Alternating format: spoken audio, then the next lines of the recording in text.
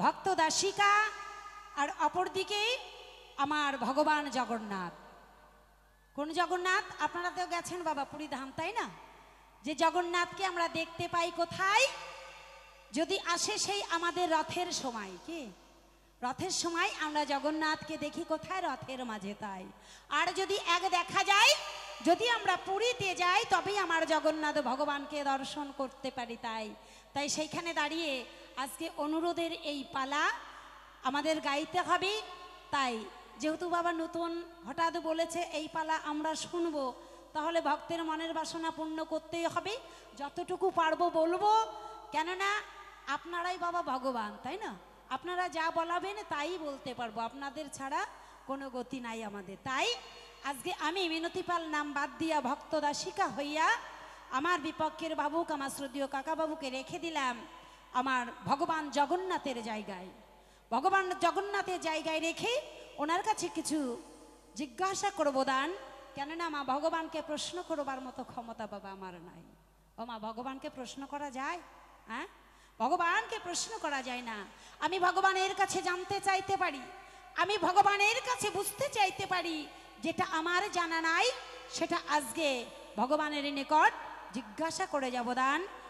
সঠিকভাবে করবেন সমাধান। তাই দূরে যিনারা দাঁড়িয়ে আছেন, ও বাবা যিনারা দূরে দাঁড়িয়ে আছেন, কৃপা করে এসে বসবেন। সুন্দর বসার জায়গা করেছে আমার কমিটির ভাইয়েরা।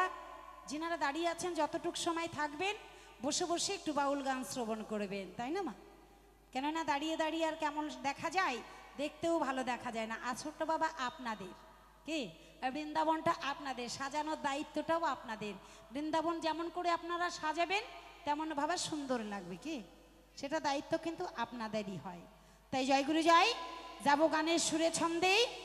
আর এই গানের সুরে ছন্দে গিয়েই জিজ্ঞাসামালা করবো দান, করবে তিনি তার সমাধান। তাহলে জগন্নাথ ঠাকুর আমরা দেখতে যাই কোথায় মা? জিজ্ঞাসাটা আপনাদের কাছে রইল, কোথায় দেখতে যাই জগন্নাথ ঠাকুর? পুরী, তাই না? পুরীতে গেলেই আমার জগন্নাথকে দেখা যায়। আর যদি এইদিকে দেখতে চাই, আসবে সেই আমাদের রথ। রথের সময় জগন্নাথকে দেখতে পাই। আমার জগন্নাথ ঠাকুর কেমন দেখতে গো? হ্যাঁ, সেইখানে দাঁড়িয়ে আজকে আমি জিজ্ঞাসামালা করবো দান। কল্পনাতে এই আসরে আমি ভক্ত দাসিকা হয়ে দাঁড়াই, বিপক্ষেতে ভগবানের কাছে জিজ্ঞাসা করে যায়।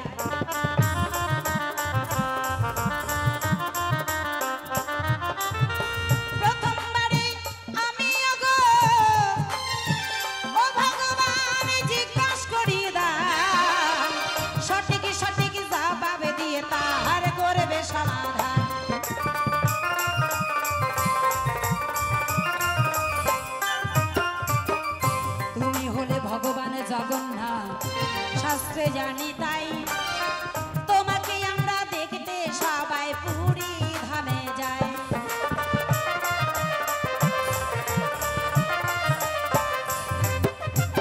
সেইখানে গেলে তোমার দর্শন আমরা বাটে পাই।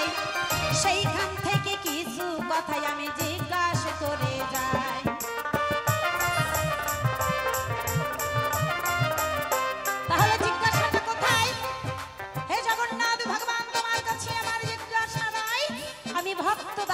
হয়ে তাই যে আমরা জগন্নাথের ঠাকুরমা দেখি, তাই না? দেখবেন সব দেবতা আমরা দেখি, সব দেব দেবতার হাত পা চোখ মুখ কত সুন্দর দেখা যায়, যাই না মা? হ্যাঁ, এই যে আমার রাধা গোবিন্দ আছে, পাশে গৌরনীতাই আছে, দেখবেন এনাদের হাত পা চোখ মুখ কত সুন্দর। হ্যাঁ, কিন্তু জগন্নাথ ঠাকুরকে যখন আমরা দেখতে যাই, তোমার হাত দুটো কেন কাটা দেখি তাই, কেন হাতের আঙুলে কিছু নাই? এই কথাটি তোমার কাছে জানিবার বিষয়।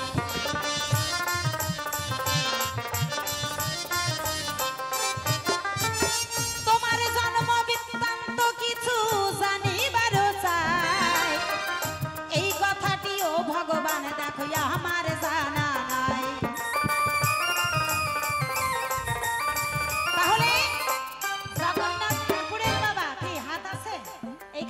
অর্ধেক, এই হাতও অর্ধেক, পায়ের অর্ধেক, এই পায়ের অর্ধেক, যাকে বলা হয় ঠুটো জগন্নাথ, তাই না?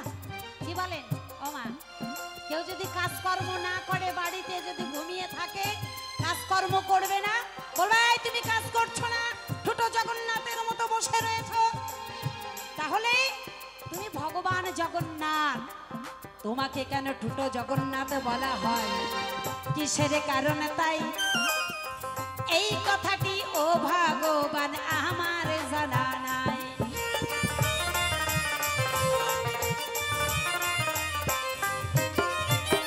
এই কথাটির সঠিক জবাব দেবে এই সবাই, ভক্তবিন্দু আমরা সবাই শ্রবণ করব তাই। আগুয়ানি ভাই গৌর হরিবল হরিবল হরিবল হরিবল।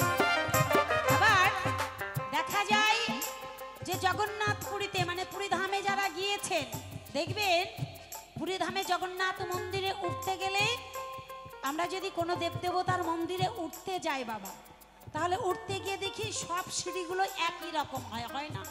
হয় না মা? মন্দিরের সিঁড়ি কি আলাদা হয়? যদি লাল সিঁড়ি হয় লালই হবে, যদি সাদা সিঁড়ি হয় সাদাই হবে। পুরী ধাম কে কে গেছেন জগন্নাথ মন্দিরে? এখানকার কোনো মা গেছেন? গেছেন আপনারা হরিবল পুরীতে, তাই না? জগন্নাথ মন্দিরে কেমন দেখেছেন? সিঁড়িগুলা কেমন দেখেছেন? পুরী ধামের সিঁড়ি কিন্তু একরকম নাই। আপনারা মন প্রান্তে দেখেছেন কিনা জানি না, তবে আমি শাস্ত্রে গ্রন্থে পাই যে পুরী ধামের যে সিঁড়ি কয়টা রয়, যদি 6টা সিঁড়ি রয়, মাঝখানের সিঁড়িটা বাবা কালো রয়। কালো আছে না? জগন্নাথ পুরীতে দেখবেন 2টা সিঁড়ি যদি বাবা সাদা হয়, মিডিলের একটা সিঁড়ি কালো হয়। এই জগন্নাথ মন্দিরের একটা সিঁড়ি কেন কালো বটে হয়, এই কথাটি বলবে তুমি ও গো দয়াময়।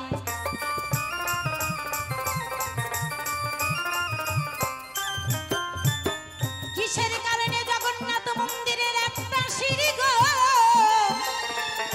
ও ভগবান কালো বটে হয়, এই কথাটি সঠিক জবাব দেবে এই সভায়।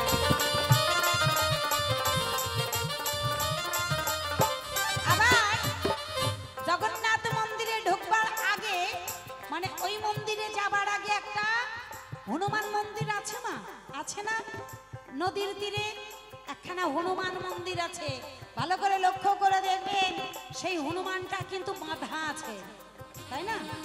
যারা যারা পুরীতে গেছেন এটা লক্ষ্য করবেন যে জগন্নাথ মন্দিরে ঢোকার আগে একটা হনুমান মন্দির রয়, আর সেই হনুমান মন্দিরে ভালো করে লক্ষ্য করে দেখবেন হনুমানটা বাঁধা আছে শিকল দিয়ে, লোহার শিকল দিয়ে হনুমানটাকে বেঁধে রেখেছে। কি বাঁধে নাই? দেখেছেন না মা পুরীতে?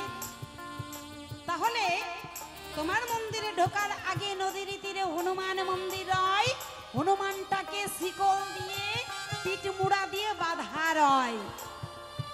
কিসের কারণে ওই হনুমানটাকে তুমি বেঁধে রেখেছো গো? জানাবে সবাই, এই কথাটি ভক্তবিন্দু আমরা শ্রবণ করব তাই।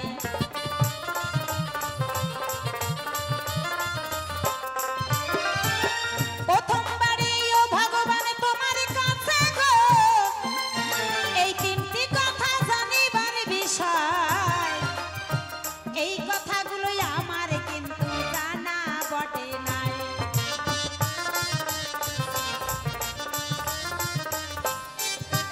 আমি এই পর্যন্ত গড়ি খান্ত রাধাকান্তের শরীর, সাদ বাদনে ভক্ত বিন্দু বলুন হরি হরি।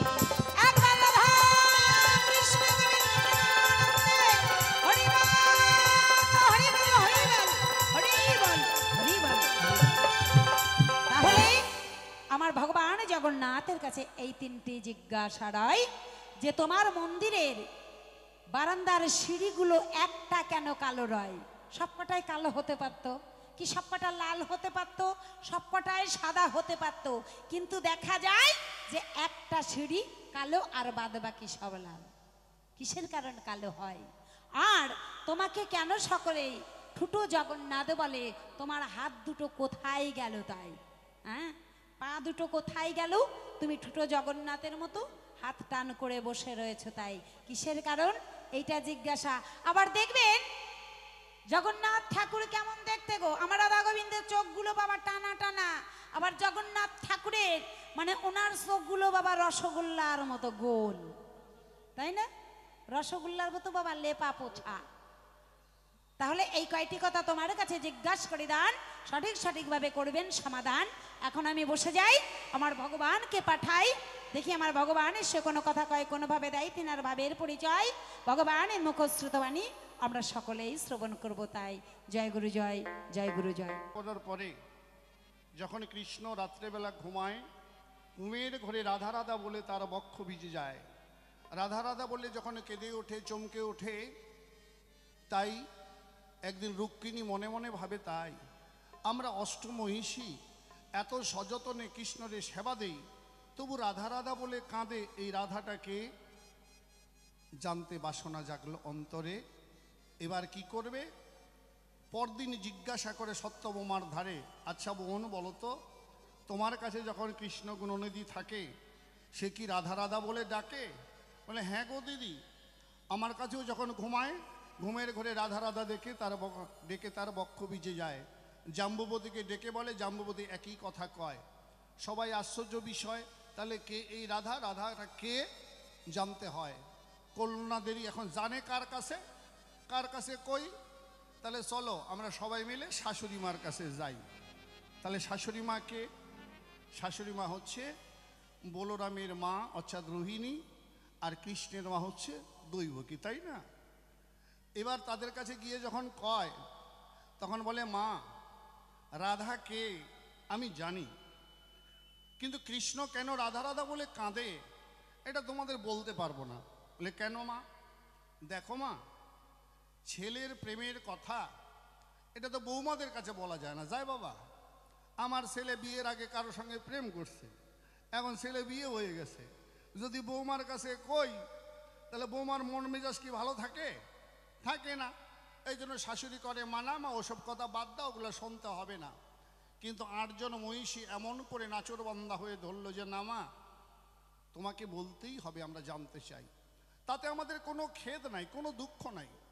আমরা একটাই ভাবি যে অষ্টমহিষী আমরা সবাই কৃষ্ণকে এত আদর যত্নে সেবা দেই, সদা কৃষ্ণ কৃষ্ণ বলে ডাকি, তথাপি পর্যন্ত আমাদের সেবায় সন্তুষ্ট না হয়ে সে ঘুমের ঘরে বিভোরে কান্নাকাটি করে রাধা রাধা বলে। রাধাটাকে আমাদের জানতে ইচ্ছা হয়। মা একটু বলো না, মা রাধার সম্বন্ধে আমরা জানতে চাই। রোহিণী বলল, মা রাধার সম্বন্ধে জানতে হলে সবার সম্মুখে বলা যাবে না, খুব নির্জনে নিরলে একটা গোপন ঘরে রাধা তত্ত্ব শুনতে হবে। পরের দিন ওই 8 জন মহিষী আর শাশুড়ি মা 2 জন তারা রওনা হলো একটা গোপন জায়গায় রাধা তত্ত্ব আলোচনা করবে বলে। এমন সময় ওই যে ছোট বোন সুভদ্রা, হ্যাঁ, সে ধরলো বায়না, ও বৌদিদিরা তোমরা কোথায় যাচ্ছ? আমিও যাব, আমাকে নেও না। মা বলছে, না না তোকে যেতে হবে না। বলে না, সব বৌদিদিরা যাচ্ছে, আমি যাবো না মানে কি? মা ছোট বোনের যেটা বায়না। ঠিক আছে তাহলে চল। নিয়ে গেল গোপন ঘরে 8 জন মহিষী এবং মায়েরা প্রবেশ করলো। বলে, শোন মা, তুই দরজায় পাহারা দিবি, তোকে ভিতরে যেতে হবে না, তুই দরজায় রবি। যদি কেউ আসে আমাদের ইশারা করবি, আমরা সঙ্গে সঙ্গে এই রাধা তত্ত্ব কৃষ্ণ প্রেম বন্ধ করে দেব। এবার সুভদ্রা থাকলো দরজায় পাহারা। কেমন? ঘরের ভিতরে রাধা তত্ত্ব হচ্ছে আলোচনা, কৃষ্ণের জন্ম থেকে গোষ্ঠ থেকে আরম্ভ করে যৌবনে পদার্পণ করে রাধার সঙ্গে যে তার প্রেম নীলা এবং মানভঞ্জন পালা আলোচনা হচ্ছে। রাধাকে জানো মা? রাধা রমণীর শিরোমণি, সুসপ্তা সাপিনী চিত্রাণী প্রায়, অল্প ভাগ্যে ও বৈরাগ্যে চিনবি কি কেউ তোরা সেই শ্রী রাধায়? রাধা না নারী না পুরুষ, রাধা স্ত্রীলিঙ্গ না পুংলিঙ্গ, রাধা হচ্ছে পরাব্রহ্মের পরাশক্তি, আহ্লাদিনী ধরে নাম, শুদ্ধ ভক্তির মাতোয়ারা অভক্তির সে হচ্ছে বাম। রাধা বিনে অন্যজনা জানে না কেউ কৃষ্ণ ভজনা, তাই তো কৃষ্ণ জনার্দন জড়িয়ে আছে রাধার গুণ মহিমায়। এইভাবে আলোচনা চলছে। এমন সময় কানাই বলাই দুই ভাই ওই রাস্তা দিয়ে যাচ্ছে। হঠাৎ করে বলাই কয়, দাদা ওইটা আমাদের বোন না? ও আবার ওখানে একা একাই দাঁড়িয়ে আছে কেন? মানে যেখানে বাঘের ভয় সেখানে রাত্রি হয়। চল তো। ওই দুই ভাই বোন, ওই বোন চুপ কর, কথা কইস না, চুপ। আরে কি হয়েছে, চুপ করবো কেন? চুপ, কথা কইস না। যাই হোক, এভাবে দুই ভাই এলো। বলে, বোন তো এখানে কেন, ঘরে চল। বলে, দাদা চুপ কর, কথা কইস না। কেন রে বোন? বলে, ঘরে অষ্টমহিষী আর মা আছে, মায়েরা আছে। তাই তো কি হয়েছে? বলে, দাদা সেই বৃন্দাবনের যে তোর নির্যাস প্রেম, রাধার সঙ্গে যে নিষ্কাম প্রেম, সেই প্রেমের আলোচনা হচ্ছে। সঙ্গে সঙ্গে কানাই বলা এই বৃন্দাবনের কথা মনে পড়ে গেল। বোন রে, আমাদের একটু শুনতে দিবি না? বলে, না দাদা, মায়েদের আছে মানা, তোমাদের এখানে থাকতে দেওয়া যাবে না। বোন রে, সারা জীবন তো দাদারা বোনের জন্য দিয়েই যায়, কোনোদিন বোনের কাছে কিছু চায় না। আজ তোর কাছে আমরা একটু কৃষ্ণ কথা, রাধার তত্ত্ব শুনবো, আমাদের একটু জায়গা দে না। বলল, ঠিক আছে দাদা, কিন্তু কেউ কোনো কথা বলতে পারবে না, চুপচাপ শুনতে হবে। ঠিক আছে। মাঝখানে সুভদ্রা, ডান পাশে বলাই, বাম পাশে কানাই, তিনজন দাঁড়িয়ে শ্রবণ করতে লাগলো। আর ঘরের ভিতরে রাধা তত্ত্ব আলোচনা হচ্ছে। এই রাধা তত্ত্ব শ্রবণ করতে করতে কানাই, বলাই, সুভদ্রা তাদের দেহ বিগলিত হয়ে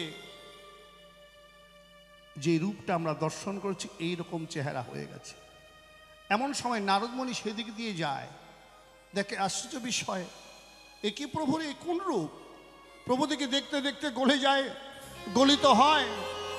প্রভু, প্রভু! সঙ্গে সঙ্গে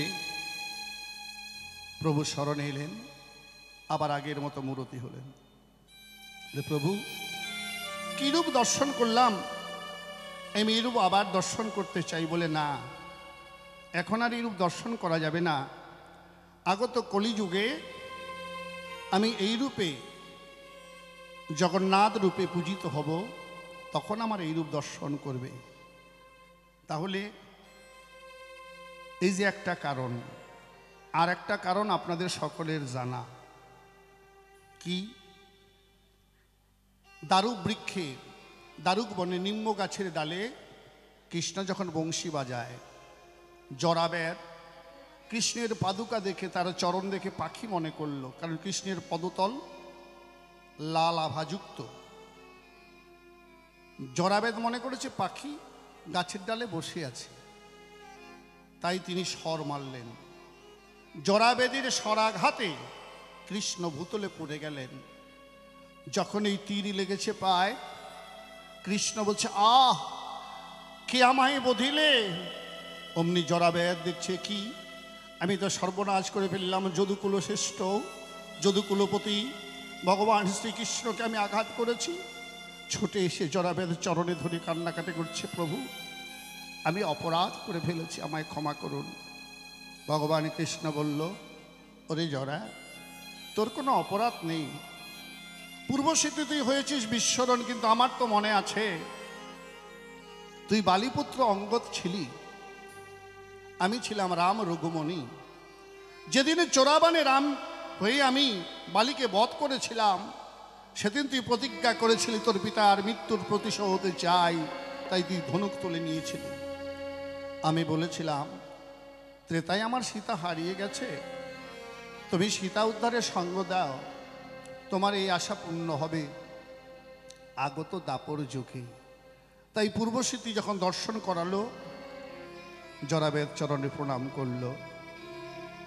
এবার নিম্ব বৃক্ষ কামতে আরম্ভ করলো। প্রভু, আজ যদি তুমি আমার ডালে না বসতে, তাহলে এভাবে তুমি মারা যেতে না। আজ তুমি আমার ডালে বসে তোমার মরণ হয়েছে। প্রভু গো, জগতে সবাই কলঙ্ক দেবে, ওই নিম্ব গাছের ডালে বসেছে বলে কৃষ্ণ জরাবেদের সরাঘাতে মারা গেছে। দয়া, আমি যে জগতে কলঙ্কিত অপরাধী হয়ে যাব। ভগবান কৃষ্ণ বলল, দুঃখ করো না নিম্ব বৃক্ষ, আজ যেমন তোমার ডালে বসে আমার প্রাণ যাচ্ছে চলে, আবার আমি জন্ম নেব কলিযুগে নিম গাছের তলে, তখন আমার নাম হবে নিমাই ঠাকুর। আর এই নিম্ব বৃক্ষ বিফলে যাবে না, এ দিয়ে তৈরি হবে আমার মূর্তি, নাম হবে জগন্নাথ, জগতে সবাই পূজা করবে। তাই যখন যদু বংশের শাম্ব থেকে আরম্ভ করে কৃষ্ণের পুত্রগণ এলো, তাদেরকে বলল, তোমরা এই নিম্ব বৃক্ষটি কেটে জলে ভাসিয়ে দাও, তারপরে আমার সৎকার করো। নিম্ব বৃক্ষ কেটে যথারীতি জলে ভাসিয়ে দেওয়া হলো। ওই নিম্ব বৃক্ষ ভাসতে ভাসতে সাগর দিয়ে চলে গেল নীলাচলে, অর্থাৎ পুরী ধামে। সেখানকার রাজা ইন্দ্রদন্য, এই ইন্দ্রদন্য রাজা ভোরবেলায় স্বপ্ন দেখলেন, প্রভু স্বপ্ন দেখালেন, হে রাজা, একটা বড় কাঠের গুড়ি ভেসে আসছে, সৈন্য সামন্ত দিয়ে সেই কাঠটাকে ডাঙ্গায় তোলো, আর ওই কাঠ দিয়ে তিনখানা মূর্তি হবে, নাম হবে জগন্নাথ, সেই মূর্তি গড়। ঘুম ভেঙে গেল। সৈন্য সামন্তী ভোরবেলায় যখন নদীর পাড়ে গেল, দেখে সত্যি সাগর পাড়ে একটি কাঠ ভেসে আসছে, কাঠটাকে ডাঙ্গায় তুলল। এবার রাজা করল ঘোষণা, জগন্নাথের মূর্তি তৈরি করতে হবে। কে তোমরা মূর্তি তৈরি করতে পারবে? যে মূর্তি তৈরি করতে পারবে, যে যা চাইবে তাই দেওয়া হবে। ঘোষণা হয়ে গেল। মিস্ত্রিরা এক এক করে আসে, এসে কাঠ কাটা তো দূরের কথা, কোপ দিয়ে একটা নড়েও না সরেও না, এরকম অবস্থা। আবার অনেক মিস্ত্রি কয়, জগন্নাথের মূর্তি কেমন হয়? রাজা বলে, আমিও তো জানি না। আচ্ছা মা, যদি না চেহারাটা বলা যায়, আকৃতি না বলা যায়, কেমন করে বানাবে? এটা একটা সমস্যা, তাই না? যেমন কালী ঠাকুর আমরা বানাই, মালির কাছে গিয়ে যদি বলি আমার চাই একটা কালী, বললেই বায়না নিয়ে নেবে। জানে কালীর 4 হাত থাকে, শিব ঠাকুর একটা নিচে থাকে, শিব ঠাকুরের উপরে পা তুলে দিয়ে বানাতে হয়, জিব্বা বার করে দিতে হয়, হাতে খড়গ থাকে, মুন্ড থাকে, তাই না? এই আকৃতিটা জানে, তাই তো কালী ঠাকুর করে। এখন মিস্ত্রিরা কয়, জগন্নাথ ঠাকুর কেমন হয়? রাজা কয়, আমি তো জানি না, কেউ আর বানাতে পারে না। ভগবান চিন্তা করলেন, এই মূর্তি তো গড়া হবে না। বিশ্বকর্মাকে করলেন স্মরণ। বিশ্বকর্মা এসে দিল দর্শন, প্রভু যাও ওই ইন্দ্রদন্য রাজার বাড়িতে গিয়ে তুমি 3খানা মূর্তি তৈরি করো, জগন্নাথ, বলাই, বলরাম আর সুভদ্রা। এবার মিস্ত্রি সেজে এলো, এসে বলছে, আমি জগন্নাথের মূর্তি করতে পারি ভালো। তাই? বলে হ্যাঁ, তবে আমার একটা শর্ত আছে, আমি ওই কাঠ নিয়ে ঘরের ভিতরে যাব, বাইরে থেকে জানলা দরজা ভিতর থেকে আমি বন্ধ করে দেব, আর 21 দিন অবধি কেউ আমাকে ডাকতে পারবা না। 21 দিন পরে আমি দরজা খুলে বের হব, তোমাদের জগন্নাথের মূর্তি হাতে তুলে দেব। এই 21 দিনের মধ্যে কেউ যদি ডাকাডাকি করো, দরজা খোলো, যতটুকু বানানো হবে অতটুকুই থাকবে, আর আমি একটুকু বানাবো না। এই শর্তে যদি তোমরা প্রতিজ্ঞা করো, তাহলে আমি কথা দিলাম, আমি জগন্নাথের মূর্তি করে দেব। ঠিক আছে, শর্ত করা হলো। ওই 21 দিনের চাল ডাল নিয়ে ভিতরে ঢুকলো। 1 দিন, 2 দিন, 3 দিন, 4 দিন, 5 দিন, এরকম করে 14 দিন অবধি শব্দ পাওয়া গেল। কাঠ কাটছে, একটা মানুষ কাজ করে তো একটা শব্দ আছে না বাবা? কিন্তু 15 দিনের দিন আর কোনো শব্দ শোনা যায় না। কি হলো? শব্দ শোনা যায় না, ব্যাপারটা কি? 16 দিনের দিন চারপাশে সৈন্যরা যে পাহারা ছিল, তারা ভাবছে ওই ব্যাটা না বানাতে পালিয়ে গেল না তো, আমরা আবার ঘুমিয়ে পড়ি নাই তো? যদি পালিয়ে যায় আর রাজা যদি জানতে পায়, তাহলে তো আমাদের গর্দন যাবে, তাই না মা? আমরা প্রহরী। কোনো শব্দ শোনা যাচ্ছে না, কান পেতে শুনছে, শোনা যাচ্ছে না। বলছে যাই হোক, রাজার কাছে খবরটাকে দিতে হবে। রাজার কাছে গিয়ে খবরটা যখন দিল, রাজা ইন্দ্রদন্য এবং মা গুন্ডিজা দেবী তারাও এলো। আসার পরে এবার তারাও কান পেতে শোনে। 17 দিন গেল, 18 দিনের দিন আর সহ্য করতে পারল না। কি করলো? রাজা দরজা খুলে দিল। দরজা খুলে দেখছে তখন ওই হাত পা এগুলো তৈরি হয় নাই, মিস্ত্রি কাজ করছে। বলে, কি রাজা, তুমি সত্যভঙ্গ করেছ? আমি তো বলেছি সত্যভঙ্গ করলে আর আমি এই মূর্তি গড়ব না। আমি আর এই মূর্তি গড়লাম না, আমি চললাম। তাই মূর্তি আর গড়া হলো না। রাজা রানী দুইজনে কেঁদে কেঁদে ওই মিস্ত্রির চরণে ধরে অনেক কান্নাকাটি করে। কিছুতেই যখন শোনো না মিস্ত্রি চলে গেল, রাজা রানী দুইজনে দরজা বন্ধ করে দিল। কেন? এই খণ্ড মূরতি এ তো পূজা করা যায় না, তাই না মা? যে কোনো ঠাকুর দেবতার হাত তার যদি না থাকে ওটা আমরা পূজা করি না। রাজা ইন্দ্রদম্নু এবং গুন্ডিজা ভাবছে, আজ যদি দরজা না খুলতাম তাহলে হয়তো জগন্নাথ আমরা পরিপূর্ণ পেতাম। আজ আমাদের ভুলের কারণে আজ আমরা সেই প্রভুকে পেলাম না। এই খণ্ড মূরতি কেমন করে মানুষের সামনে মন্দিরে প্রতিষ্ঠা করব? আমরা এই জীবন আর রাখবো না। তারাও দুইজনে স্বামী স্ত্রী মিলে ঘরের ভিতরে ঢুকে দরজা বন্ধ করে দিল। 19 দিন, 20 দিন, 21 দিনের দিন দৈববাণী হলো, হে রাজা, তুমি এইভাবে আমাকে প্রতিষ্ঠা করো, তুমি আমার কথা ধরো, আমি এইভাবেই পূজা নেব, এইভাবেই পূজা পাবো। এই মূর্তি যে আমার দর্শন করবে তার কল্যাণ হবে। আজ থেকে আমার নাম হবে জগন্নাথ। এখানে ভক্তবৃন্দ, অগণিত ভক্তবৃন্দ আসবে, তারা দর্শন করে নিজের জীবন তারা ধন্য করে নেবে। জয় জগন্নাথ, জয় জগবন্ধু।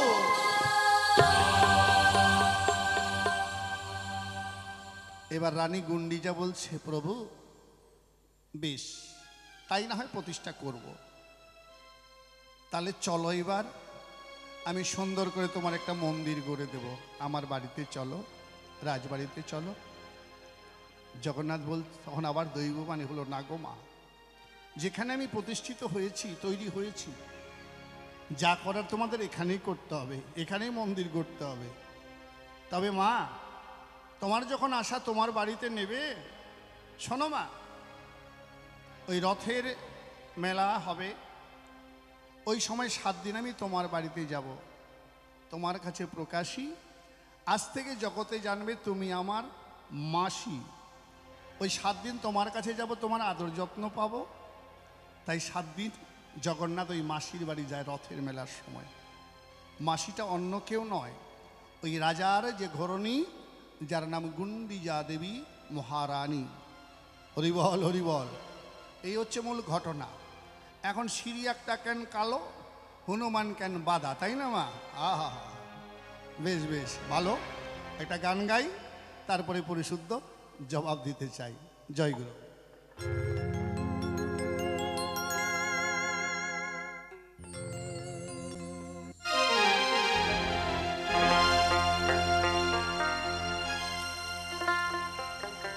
আমরা এই যে ভগবানের আরাধনা করি, ঈশ্বরের আরাধনা করি, আরাধনা করতে গেলে আমাদের শুদ্ধ ভক্তি না হলে তাকে লাভ করা যায় না। যদি শুদ্ধ ভক্তি কারো জাগ্রত হয়, তখন ভগবানের কৃপা লাভ করা যায়। তাই ডাকো রাধা গোবিন্দ বলিয়া, ও পাষাণ মন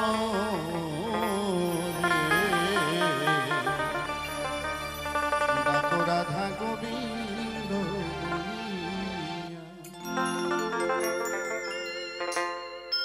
ডাকো রাধা গোবিন্দ বলিয়া, ডাকো রাধা গোবিন্দ বলিয়া, পাষাণ মন ও মন রে, ডাকো রাধা গোবিন্দ বলিয়া, মন রে, ডাকো রাধা গোবিন্দ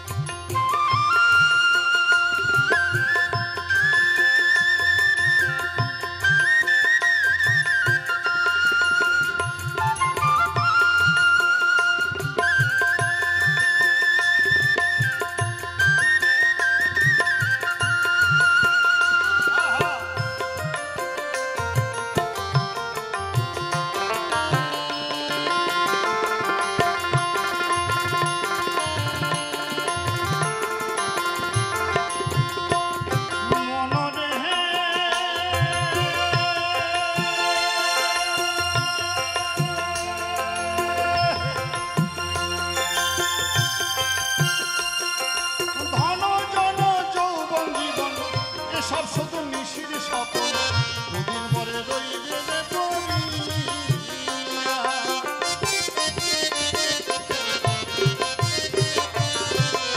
মনরে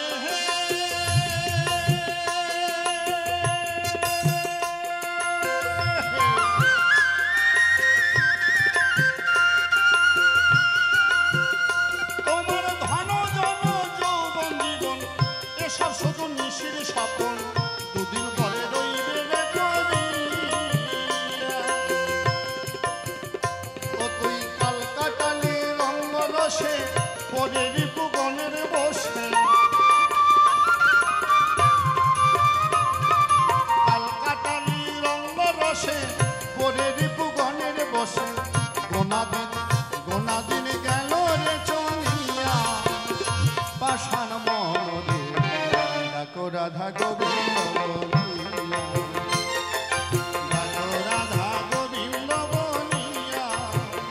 পাষাণ মন ও মন রে, ডাকো রাধা গোবিন্দ বলিয়া। একবারে জয় জয় জগন্নাথ প্রেমানন্দে হরিবার।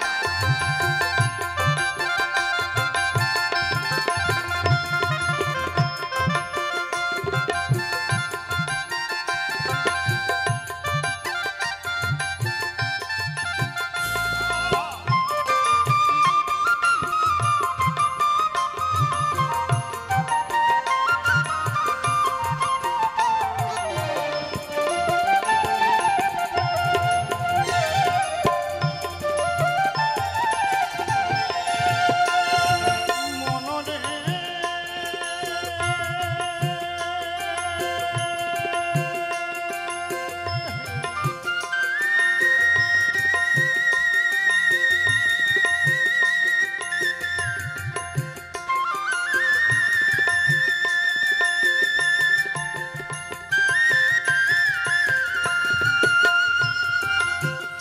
এই দেহের ত্রিতাপ জ্বালা জুড়াইতে বস গিয়া সাধুর কাছে, থেকো না আর মায়াতে ভুলিয়া।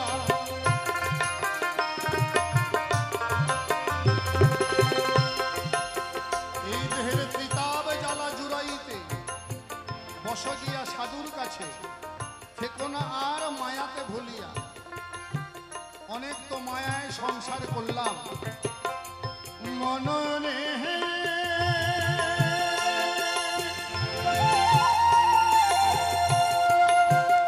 পাষাণ মনে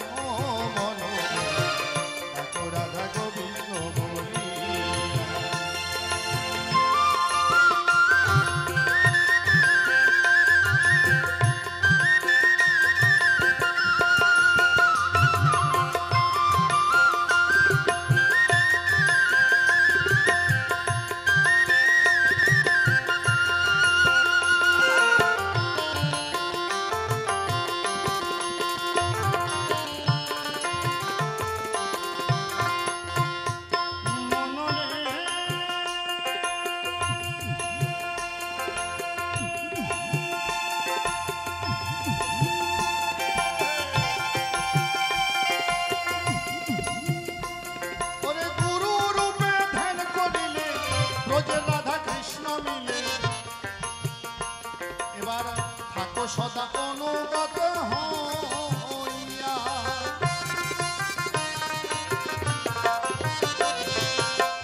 গুরু রূপে ধ্যান করিলে ব্রজের রাধা কৃষ্ণ মিলে থাকো সদা অনুগত হইয়া। আবার ভেবে রাধা রমণ বলে বস দিয়া শরণ তলে।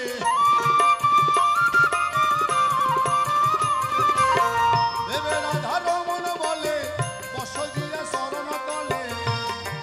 দেখবি তখন নয়ন ভরিয়া পাষাণ মহলে। ডাকো রাধা গোবিন্দ বলিয়া, ডাকো রাধা গোবিন্দ বলিয়া, ও পাষাণ মন ও মনরে।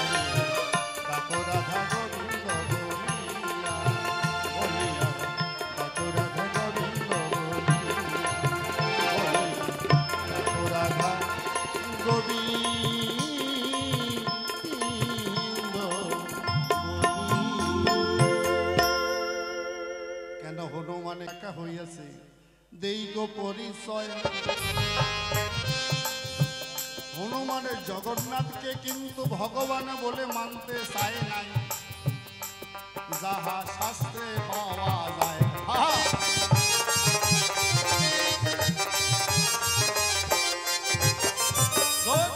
এটা আবার ভগবান নাকি? হাত নাই পা নাই। আমার প্রভু শ্রীরাম, তাই না? আমার প্রভু শ্রীরাম, কিন্তু রাম কই? আচ্ছা রাম নাই হোক, সীতা মাতো রবে, কিন্তু মাঝখানে দেখি সুভদ্রা কেন? তার মনে সংশয় জেগে গেছে।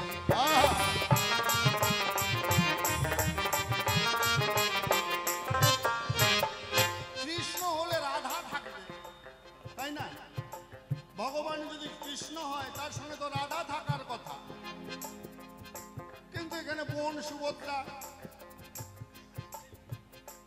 রাধা নাই,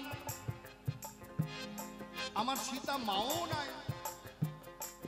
না না, নয়তো জগন্নাথ ভগবান অনুতাপ হলো, রাগ করিয়া সেই মূর্তি ভাঙ্গিতে গো গেল।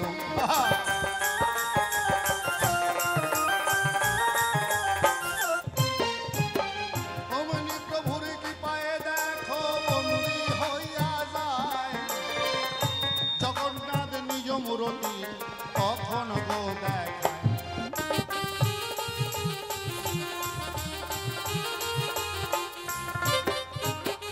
ওরে হনু, আমি রাম, আমি কৃষ্ণ, আমি জগন্নাথ। তাই তো নিজ মূর্তি ধারণ করে দর্শন যখন দিল, হুনু বলে ওগো প্রভু, আমি কেন তোমার চরণ ছাড়া হব? এই যে মূর্তি ধারণ করেছি আমি এইখানেতেই রব।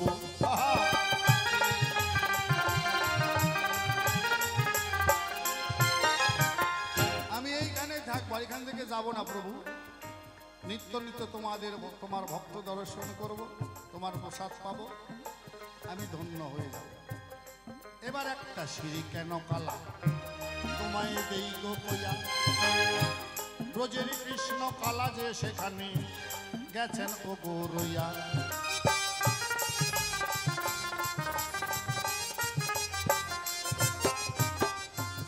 জগন্নাথ মন্দিরে সব জায়গায় জগন্নাথ বিরাজ করে। তাই রাজা ইন্দ্রদন্য কি করতেন জানেন? প্রতিদিন নিজে একটা ঝাঁটা হাতে নিয়ে প্রতিদিন মন্দির চত্বরটা ঝাড় দিতেন। কারণ তার বিশ্বাস আমার কানাই বলাই সুভদ্রা এখানেতে প্রতিদিন খেলাধুলা করে। তাই একদিন মনে মনে ভাবলেন, তাই প্রভু সত্যি যদি তুমি এসে থাকো, আমি একটা পরিচয় চাই। তাহলে কিভাবে পরিচয় দেবে? ওই সমস্ত সিঁড়ির মধ্যে একটা সিঁড়ি কালো হইয়া গেল। এই কারণে কালো সিঁড়ি 12 রাজা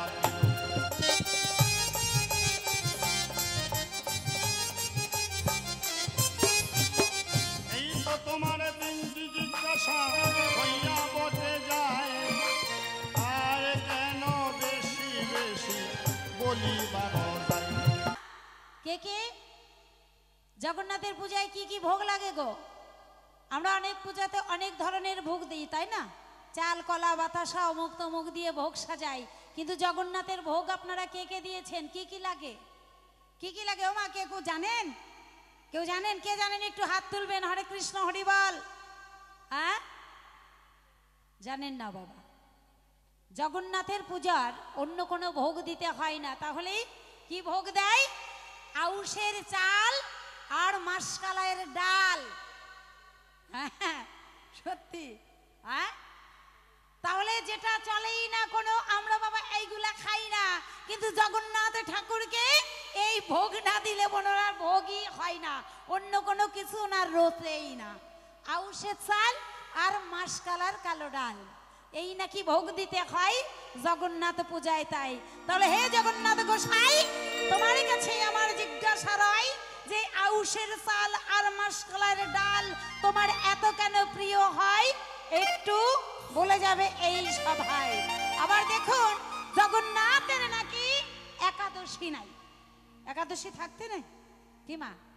আমরা একাদশী করি, কিন্তু এই জগন্নাথ গোসাইয়ের বাবা একাদশী বলতে কিছুই নাই। কিসের কারণ তাই একটু বলবে সবাই? একটু একটু করে জিজ্ঞাসা করবো দান, তাই না? আর যতক্ষণ শক্তি আছে তোর কিসের ভগবান, কিসের দীনবন্ধু? আমি না দীনবন্ধু? তাই না? যখন মানুষ হয়ে যায় অচল, একবারে দুর্বল, তখন কয় হরিবল। মরার সময় ওষুধ খাইলে আবার হরিবল কইলে কাম হয় নাকি? তাজা থাকতে কইবে না, আর শেষকালে এখন কয় হরিবল। দয়া তুমি পার করো, তুমি ছাড়া আমার আর গতি নেই। গতি, দুর্গতি আছে তোর কপালে। হ্যাঁ, সময় থাকতে না করলে বাবা দুর্গতি আছে। গতি তো হয় না, দুর্গতি হয়। দুর্গতি মানে ওই বিছনায় পায়খানা করবো, বিছনায় পেশাব করবা, গুইয়ে মুতে খাবা, গুইয়ে মুতে থাকবা। এটাই হচ্ছে বাস্তব কথা। সময় থাকতে তো আমরা হরিবল কই না, তাই না? আচ্ছা, যা কয় কোক, না কয় না কোক, এটা যার যার ব্যাপার। তাই না? হরিবল, হরিবল। তাহলে কেন একাদশী নাই? জগন্নাথে একাদশী নাই। জগন্নাথে হচ্ছে জগন্নাথ দর্শন আর প্রসাদ ভক্ষণ, তাই না মা?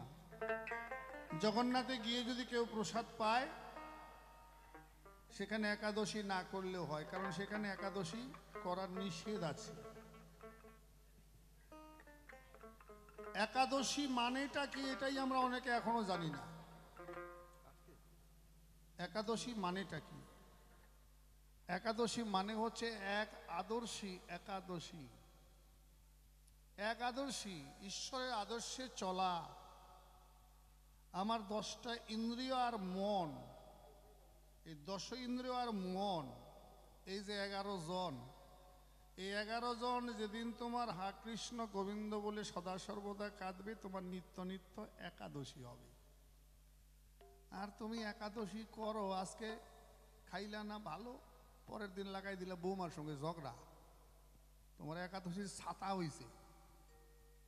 তোমার একাদশী হয় নাই, তুমি পাপে ধরছো। অত সোজা না হেমা। হিংসা নিন্দা কুটিনাটি ঝেড়ে ফেল দেহের ময়লা মাটি, এ দেহ মন করো খাটি, তবেই সঙ্গের সাথী হবে না ভগবান। এ দেহ মনটা খাঁটি করতে হয়। আজকে একাদশী করলাম, কালকেই ঝগড়া করে বেড়াচ্ছি মানুষের সঙ্গে, কারে কম দেওয়া যায়, কারে ঠকান যায়, কারে কি করা যায়, এই বুদ্ধি পাকাচ্ছি। তাহলে একাদশীর কোনো লাভ আছে বাবা? একাদশী মানে এক আদর্শী, এক আদর্শ, ঈশ্বরের আদর্শে যে চলা, ঈশ্বরের ভাবাপন্ন হয়ে থাকা। 10 ইন্দ্রিয় আর মন সদা সর্বদা যেন কৃষ্ণ নাম করে অনুসরণ, তার হয় একাদশী। বোঝা গেল? এবার কেন নাই? কারণটা হচ্ছে একাদশী সেখানে এই জন্য আছে মানা, কেউ যেন অভুক্ত থাকে না। জগন্নাথ দর্শন আর প্রসাদ সেবন, এইটাই হচ্ছে জগন্নাথের নিয়ম। একটা গৌরের মত আর একটা জগন্নাথের পথ। দুইটা দুই রকম আলাদা বাবা। এখানে মাধুর্য, ওইখানে হচ্ছে ঐশ্বর্য। এই জন্য একাদশী করলেও হবে, না করলেও হবে জগন্নাথে। আবার অনেকে যদি মনে করেন আমি আর একাদশী পালন করব না, তাহলে এমন দিন মিলাই যাবেন যেন জগন্নাথে গিয়ে একাদশী আপনার পরে। ওখানে প্রসাদ পাবেন, ওখানে একাদশীকে বেঁধে রাখা হয়েছে, ওখানে যে একাদশীটা থুই আসতে পারেন, না করলেও আর জীবনে কোনো অসুবিধা নেই। কেমন? তবে 4টা একাদশী আর 4টা ব্রত হিন্দু সনাতন ধর্মে করতে হয়। কি? কৃষ্ণের জন্মাষ্টমী, রাম নবমী, রাধা অষ্টমী আর দুর্গা অষ্টমী। কেমন? এই হলো 4টা ব্রত। আর উত্থান একাদশী, সায়ন একাদশী, ভৈমী একাদশী আর পার্শ্ব একাদশী। এই 4টা করলে সংসারী মানুষের শেষ। ওই প্রতি মাসে করতে হবে এমন কোনো ব্যাপার নেই। আর পারেন করেন, অসুবিধা নাই। তবে আটা খাইয়েন না, আবার আটা দোষী কেউ করেন না। অনেকে আবার আটার দোষী করে। হ্যাঁ বাবা, আটা দোষী করে না। ভালো ভালো বড় বড় সবজি, কলা, দুধ, আটা, রুটি বানাইয়ে সাইডে খেয়ে নিল, সারা বছর থাকা যাবে। ওটা ভালো ভালো খাওয়ার জন্য বুদ্ধি আর কি, ওই রকম করে করা যাবে না। পঞ্চশস্য আছে মানা, ধান, গম, জব, ভুট্টা এবং সরিষা। এই 5টা জিনিস একাদশীর দিনে খেতে হয় না। এই 5টা জিনিস আছে মানা, ধান, জব, গম, ভুট্টা আর সরিষা। এই 5টা বস্তু একাদশীর দিন নেওয়া যাবে না। ধানের যা কিছু হয়, গমের যা কিছু হয়, ভুট্টার যা কিছু হয়, জবের যা কিছু আর সরিষা, কেমন, এগুলো খাওয়া যাবে না। এটা হচ্ছে ঘটনা। এখন আমার একাদশী গেল, এবার যাই কেন মাসকালের চাল আর আউশের, না মাসকালের ধান, আউশের চাল, এটা ভোগে লাগে। বাহ, খুব ভালো কথা। যা কোনো ঠাকুর দেবতা খায় না, ওইটা আমার জগন্নাথ পায় না। তাই না? এর একটা কারণ আছে মা। ঋষি বিশ্বামিত্র একদিন 1000 সৈন্য এবং নিজে স্বয়ং, অর্থাৎ 1001 জন মিলে শিকার করতে গেল। এই যে ঋষি বিশ্বামিত্র, তিনি কিন্তু আগে ঋষি ছিলেন না, তিনি ছিলেন রাজা। তাই রাজ ঋষি বিশ্বামিত্র বলে। শিকার করতে গেল, শিকার করতে গিয়ে বনের মধ্যে পথ হারায় ফেলল। ঘন বনের মধ্যে চলে গেছে, রাস্তা ভুলে গেছে, রাস্তার খুঁজে পাচ্ছে না। এখন এতগুলো মানুষ নিয়ে জঙ্গলের ভিতরে কি করে? তাই রাজা বলল, শোনো প্রজাগণ, সৈন্যগণ, দেখো কোনো দিকে আলো দেখা যায় কিনা। যদি আলো দেখা যায়, রাত্রে অন্ধকারে বুঝবে সেখানে মানুষ বাস করে। সকল সৈন্যরা চারদিকে লক্ষ্য করতে লাগলো, দূরে একটা টিপটিপ করে আলো দেখা যায়। চিন্তা করলো রাজা, ওই যে আলো দেখা যাচ্ছে, তাহলে ওই দিকে অনুসরণ করে এগিয়ে চলো। ওই আলোর দিকে লক্ষ্য করে এগোতে এগোতে যখন সেখানে পৌঁছালো, সেটা হলো বৈশিষ্ট্য ঋষির আশ্রম। এবার বৈশিষ্ট্য মুনির আশ্রমে গেল, গিয়ে বলল, আমরা বিপদে পড়েছি, রাস্তা হারিয়ে ফেলেছি, আজকে আপনার আশ্রমে আমরা রাত্রি যাপন করতে চাই। বলে কোনো অসুবিধা নাই, থাকো বাবা। তবে তুমি তো বাবা রাজা, আমি তো একজন সাধারণ সাধু মানুষ, আমার ওরকম ঘর বাড়ি নাই, যেভাবে আছে এইভাবে তোমরা থাকতে হবে, কষ্ট করলে অসুবিধা নাই। এখন ঋষি মনে মনে ভাবে, তাই ওমা, কেউ যদি আপনার বাড়িতে নিশি যাপন করে, রাত্রি থাকে, তাকে না খাইয়ে রাখা যায়? কিছু তো খেতে দিতে হয়, তাই না? এখন ঋষি চিন্তা করে, একটা দুইটা তো লোক না, 1001 জনা, মানে 1001 জন মানুষ, তো কি খেতে দিই? একটা সাধু মানুষের কাছে থাকে কি? সমস্যা না এতগুলো মানুষ। তো ওই ঋষির কাছে একটা গাভী ছিল, যার নাম সুরভি বা কামধেনু যারে কয়। তার কাছে যা চাওয়া যায় তাই পাওয়া যায়। সেই কামধেনুর কাছে গিয়ে বলল, মাগো, আজ তোমার দুয়ারে 1001 জন অতিথি এসেছে মা, তারা রাত্রি যাপন করবে, তাদের তো উপবাসে রাখতে পারি না জননী, তুমি কথা নেবে, এই 1001 জনের জন্য একটু দুগ্ধ দেবে। এ কথা বললে পরে ওই গ্লাসে গ্লাসে দুধ ভর্তি হয়, আর এনে এনে ঋষি তার শিষ্যরা সব সৈন্যদের দেয়, রাজাকে দেয়। এবার দুগ্ধ পান করার পরে রাজা মনে মনে চিন্তা করে, আমি রাজা, আমার কোনো কিছুর অভাব নাই, আমি অনেক দুধ খেয়েছি, কিন্তু এমন দুগ্ধ জীবনে খাই নাই, মনে হচ্ছে দুধ খাচ্ছি না কোনো অমৃত খাচ্ছি, এত সুস্বাদু। তাছাড়া এতগুলো মানুষকে দুধ দেওয়া তো সামান্য ব্যাপার নয়, তাই না? এই ঋষির কত গরু আছে রে বাবা যে এত মানুষকে দুধ দেয়? জিজ্ঞাসা করলো ঋষির দ্বারে, এ ঋষি বৈশিষ্ট্য, বলো দেখি মোরে, এত দুগ্ধ তুমি পেলে কোথায়? বলে, বাবা কি বলবো আপনার ঠাই, আমার মা কামধেনু সুরভীর কাছে যা চাই তাই পাই। রাজা মনে মনে চিন্তা করে, হাই রে, এত সুন্দর একটা জিনিস এ ছাতা সন্ন্যাসীর কাছে, এ যদি আমার রাজবাড়িতে থাকে তো যখন যেটা চাবো সেটা পাবো, তাই না? ভালো মন্দ খাবো, এই তার লোভ হলো। পরের দিন সকালবেলায় এখন ঋষির কাছে কয়, আপনি সাধু মানুষ জানেন নিশ্চয়, সেবা দিলে সেবার দক্ষিণা দিতে হয়। বলে, হ্যাঁ বাবা জানি, কথাটা মিথ্যা নয়, তবে যা আছে ঘরে ফল মূল তাই দিয়ে দক্ষিণা দেয়। বলে, না না না, ওগুলা কিছু চাই না, আপনি আমাদের কথা নেন, ওই গাইটা দক্ষিণা দেন। চাইয়ে দান নেওয়া বাবা, চাইয়ে দান নেওয়া যায়? আপনার বাড়িতে একটা ভালো জিনিস আছে, আমি এখন গেলাম, এখন দেখে আমার পছন্দ হয়েছে, বলতে পারে যে এটা আমার দেন, এটা বলতে পারে এটা কোথায় কিনেছেন, কোথায় দোকানটা, সেখান থেকে হয়তো আমিও কিনবো, তাই না? এটা তো চাইয়ে নেওয়া যায় না। কেউ যদি মন থেকে দেয় ওটা আলাদা ব্যাপার। কয় গাইটা দেন, বলে এটা তো দেওয়া যাবে না। কেন? বলে, এই গাভীটি 6 জনের কাছে থাকে, 12 বছর করে 6 জনের কাছে থাকবে, 12 বছর পূর্ণ হলে আরেকজনের কাছে যাবে। এই 6 জন ঋষিকে, একজন জলদগ্নি, বশিষ্ঠ, এরকম করে দধিচি, এরকম করে 6টা ঋষির কাছে গাইটা 12 বছর, 12 বছর পর আমার 12 বছর হয়ে গেলে আরেকজন পাবে, আরেকজন পাবে, আরেকজন, এরকম। বলে কি, আমি রাজা, আমার রাজ্যে বসবাস করেন, আমার রাজ্যে থাকেন, আমার রাজাকে অপমান করলে জানেন আপনার কি শাস্তি হতে পারে? বলে, বাবা তুমি যাই শাস্তি দাও, গাইটা দেওয়া যাবে না। কি গাইটা দেওয়া যাবে না? এই সৈন্যগণ, বন্দি করো, ওই ঋষিকে বন্দি করো আর গাইটাকে নিয়ে চলো। তখন নিরুপায় হয়ে ঋষি গোমাতার কাছে করজোড়ে করে বললেন, মা আমি সাধু মানুষ, তোমাকে রক্ষা করা আমার পক্ষে সম্ভব না। মা তুমি কথা নাও, তুমি নিজেকে রক্ষা করো মা, এটা তোমার সন্তানের আদেশ মাগো, তোমাকে রক্ষা করার মতো আমার শক্তি নাই। সঙ্গে সঙ্গে গাভীটা থেকে সৈন্য বের হলো। প্রবল যুদ্ধই বৈশিষ্ট্য মুনির আশ্রমে লেগে গেল। যুদ্ধে ঋষি, যিনি বিশ্বামিত্র, তিনি রাজা, তিনি পরাজিত হলেন। সৈন্যরা পরাজিত হলো। বিশ্বামিত্র লজ্জা পেল, কি সাধারণ একটা সাধুর কাছে আমি হেরে গেলাম, সাধুর কাছে পরাজিত হলাম, আর সাধুর কাছে আমি অপমান হলাম না, আমিও সাধু হতে চাই, সাধু হয়ে আমি দেখিয়ে দেব আমিও একজন সর্বশ্রেষ্ঠ সাধু। সঙ্গে সঙ্গে সৈন্যদের বলল, তোমরা ফিরে যাও, আমি আর রাজ্যে ফিরে যাব না, আমি বসলাম সাধনায়। দেখেন মানুষের রাগ, এরকম রাগ থাকা ভালো, তাই না?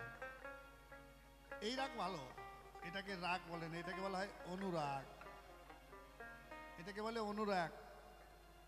বুঝলেন? এই গল্পটা বলার আগে আরেকটা গল্প মনে পড়ে গেছে, বুঝলি শিবু ভাই? আমাদের ওখানে বুড়া বুড়ি, মানে 3টা মেয়ে বিয়ে হয়ে গেছে, আর খালি স্বামী স্ত্রী 2 জন। এরকম পৌষ মাসের দিন, প্রচণ্ড ঠান্ডা, তো ওই সাজের পিঠা হয় না, সাজের পিঠা বুড়ি ভাজতেছে। এখন বুড়া ওই বারে বারে খালি উনানের পারে এরকম করে আগুন তাপাতে যাচ্ছে, ঠান্ডার দিন তো পিঠাও খাবে, আগুনও তাপাচ্ছে। বুড়িটা কয়, সরতে পারো না, উনানের উপরে এসে বসে থাকো, আবার একটু পিছায়, আবার ঠান্ডার ঠেলে একটু আগায়, এরকম 3 বার যখন বলছে সরতে পারো না, সরতে পারো না, লোকটা ওই যে বের হয়ে গেল ঘর থেকে, আর ফিরল না। সামান্য এই কথার জন্য সরতে পারো না, বাস্তব কথা বলছে, মিথ্যা কথা নয়, কোনো গল্প নয়, এটা কোনো গল্প নয় বাবা, বাস্তব। চলে গেলেন বৃন্দাবনে। বৃন্দাবনে গিয়ে সেই ভদ্রলোক সাধু হয়ে জীবনটা বৃন্দাবনে কাটালেন, আর ফিরলেন না। যখন সরতেই বলছো, আমি এত দূরে সরে এসেছি, পরে চিঠিতে লিখেছিল, আর কোনোদিন আমি সংসারে ফিরবো না। পিঠা আর খাওয়া হলো না, দেখছেন মানুষের অনুরাগ, কখন কার অনুরাগ জাগে। ঠিক বিশ্বামিত্র তাই বসলেন সাধনায়, সাধনায় সিদ্ধি লাভ করলো। এখন মুখ থেকে আগুন বের হয়, আকাশে উঠতে পারে, নদী এমনিতে পার হয়ে চলে যায়, যতই জল হোক। চিন্তা করলেন আমি তো অনেক সাধনায় সিদ্ধি লাভ করেছি, এ ঋষি বৈশিষ্ট্য আমাকে ব্রাহ্মণ বলে স্বীকার করো। বদ্ধ তুমি না ক্ষত্রিয়, তুমি না ক্ষত্রিয় মানুষ, ক্ষত্রিয় কুলে তোমার জন্ম, ব্রাহ্মণ বলে স্বীকার করা যায় নাকি? ব্রাহ্মণ হতে গেলে তাকে ব্রহ্মজ্ঞানী হতে হয়। ব্রহ্মজ্ঞানী কারে কয়? সকল জীবের মধ্যে যিনি ব্রহ্মকে, ঈশ্বরকে দর্শন করতে পারে তাহাকে ব্রাহ্মণ কয়। বাবা, পৈতা গলে নিলে ব্রাহ্মণ হওয়া যায় না। অনেক ঘটনা, পৈতা থাকলেই যে আমি ব্রাহ্মণ না, আমি দ্বিজ হতে পারি, পুরোহিত হতে পারি, বিপ্র হতে পারি, কিন্তু ব্রাহ্মণ নয়। ব্রহ্মজ্ঞানী ছাড়া ব্রাহ্মণ হওয়া সম্ভব নয়। বলে কি আমাকে ব্রাহ্মণ বলে স্বীকার করবে না? ওই বেটা সৃষ্টিকর্তা ব্রহ্মা ওই এই জাতপাত সৃষ্টি করেছে না, কাউকে ক্ষত্রিয়, কাউকে শূদ্র, কাউকে বৈশ্য, কাউকে ব্রাহ্মণ বানিয়েছে। ওই বেটা ব্রহ্মাকেই শেষ করে দেবো। চলে গেলেন ব্রহ্মলোকে। দেখেন তেজ, ব্রহ্মলোকে গিয়ে কয় ব্রহ্মা তুমি আমারে ক্ষত্রিয় বানাইছো, আমারে ব্রাহ্মণ বানাও। কয় হবে না, তোমাকে মরতে হবে, আবার জন্ম নিতে হবে, তারপরে তো ব্রাহ্মণ কুলে যাবে। মানে মরে আমি জিন্দা অবস্থায় ব্রাহ্মণ হতে চাই। এটা সম্ভব না, সম্ভব না। তাহলে তুমি সৃষ্টিকর্তা তো দেখো, আমি এবার সৃষ্টি করব। চলে এলেন, এসে সৃষ্টি শুরু করলেন। বিশ্বামিত্রের ঘটনা আপনারা অনেকেই জানেন। তার পরে কি করলেন? মানুষ বানাতে শুরু করলেন। না, আগে প্রথম শুরু করলেন কি? ব্রহ্মা সৃষ্টি করলেন গাই, মানে দুধ দেয় যে গাই। বিশ্বামিত্র চিন্তা করে তোরটার থেকে আমার বেশি দুধ হবে, ও মহিষ বানালেন। তোরটার থেকে আমার দুধ বেশি, কেমন? এবার ব্রহ্মা সৃষ্টি করছেন এই যে আমন ধান, আমরা যে চাল খাই, উনি সৃষ্টি করলেন কি? আউশ ধান। তোরটা বিছন ফালাবি, তুলবি, মাটিতে লাগাবি, জল দিবি, তারপর আমারটা ছিটাই দিলি হবে। যেটাকে ভাদই ধান কয়, আউশ ধান। অত খাটনি নেই, খালি ছিটাই দিলে হবে। ব্রহ্মা সৃষ্টি করলেন মুগ ডাল, এ সৃষ্টি করলেন মাছ কালাই।